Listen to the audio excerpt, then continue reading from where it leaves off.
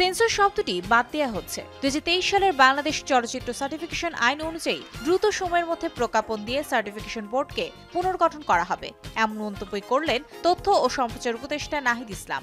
শেখ হাসিনা সরকার পতনের পর সম্প্রতি নতুন করে 15 সদস্যের সেন্সর বোর্ড সদস্যদের নাম ঘোষণা করে তথ্য মন্ত্রণালয়। চলচ্চিত্র সংশ্লিষ্টদের দীর্ঘদিনের দাবি ছিল পুরনো সেন্সর প্রথা বাদ দিয়ে গ্রেডিং পদ্ধতি চালুর, কিন্তু সেন্সর বোর্ড পুনর্গঠন করায় ওঠে তীব্র সমালোচনা। এ নিয়ে ব্যাখ্যা দিয়েছে তথ্য ও সম্প্রচার মন্ত্রণালয়। জানানো হয়েছে 2023 সালের চলচ্চিত্র সার্টিফিকেশন আইনটি গেজেট আকারে প্রকাশিত হলেও এই আইনের অধীনে এখনো বিধিমালা প্রণয়ন করা যায়নি, বিধায় আইনটি কার্যকর করা সম্ভব হচ্ছে না। বিধিমালা প্রণয়ন হলেই আইনের যথাযথ বাস্তবায়ন শুরু হবে। বুধবার সংবাদ সম্মেলনে একই কথা বললেন উপদেষ্টা নাহিদ ইসলাম।